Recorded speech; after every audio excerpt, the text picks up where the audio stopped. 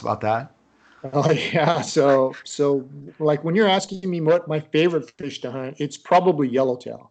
I mean, I love hunting yellowtail. You get to see big schools. It's not that uncommon to see them. You have to kind of fool them sometimes. And I love yellowtail hunting, but the whole white shark thing, and I don't know if you knew that it happened twice to me. It wasn't just once. Yeah. So a couple of years ago, we were down at Ship Rock, and I was with my buddy Jamie Pumford on his boat, and we were diving for yellowtail. The current was screaming, and I told him as soon as we, dropped the hook, I was like, "Hey, man, there's going to be yellowtail here. The current looks right.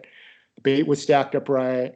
So we jumped in and we kicked out to the point area of the current. And even before I could make the first drop, I saw three really nice yellowtail in the 30-pound class. And then I breathed up and made the drop and started looking. And then I remember vividly, I looked back to check the boat to make sure that we had a good anchorage.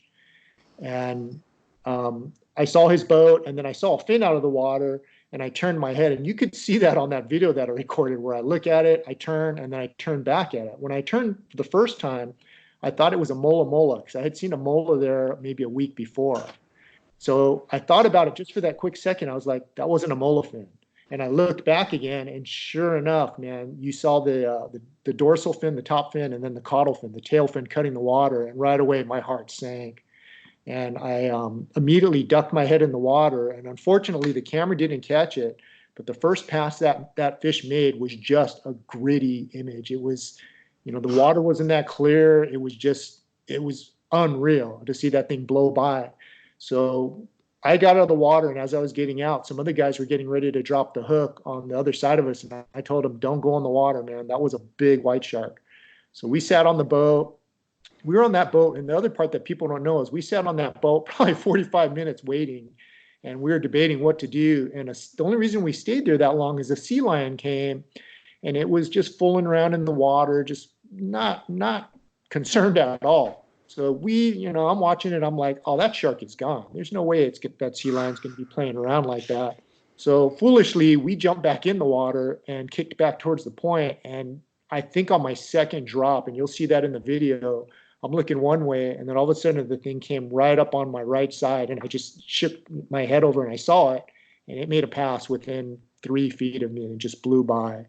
And then after that, we pretty much got out of the water and we moved, and that was just a very scary experience. That shark, I always tell people too, was not trying to kill me. It was just a little bit curious to see what we were, because if it wanted me, it could have easily taken me on the second pass when it came up. It just wanted to see what I was. The other time that happened was a year later at Farnsworth Bank.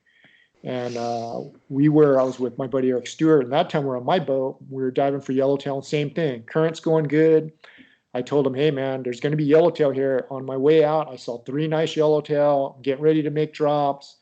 Breathe up, drop down, and probably like the third drop, I'm hanging at 25 feet of water, just checking the bait and everything else. And just right below me, the shark showed up. That was a smaller one. I think that one was 12 foot. The one at Shiprock was bigger. That was a 14-footer. The smaller one came up vertically at me, which you'll see in the video. It's just coming straight vertical, which is right away. I'm like, I'm gonna get bit. It's gonna bite me right in my side because I'm kind of laying horizontal, and it came up, and I swung my gun at it, and that one turned. And it turned, and then I kicked to the boat. And I didn't know it kind of at the beginning until I watched the video later, but that shark tracked us all the way back to the boat. It was swimming parallel, maybe 12 feet out from me, but the water was a little bit murky. You'll see it in the film, but I didn't really see it when we were swimming back. That one was gnarly because of the way it came. It was coming up at me. And when I watched that film, I always tell people that I think if I had panicked on either one of those sharks and I just bolted for the surface, I have a feeling it would have triggered some kind of feeding response, because the second shark was definitely heading right towards me. And I think the only reason he turned is, I swung the gun at him, and he wasn't in attack mode either. He was in a curious mode, but he was in a more curious mode than the Shiprock shark. The Shiprock shark was just cruising by, took a look. This one looked like he was, more interested in what I was until I swung the gun at him. And And like I said, I always tell, people are like, well, weren't you scared? Well, yeah, I was scared, but at least I didn't panic. If I had panicked, it could have been a different story. So since then, I bought a shark shield. It's that electrified whip that hangs off your leg. And I'll let you know how that works because this season, come June, when yellowtail season comes around, I'll be wearing that when I dive.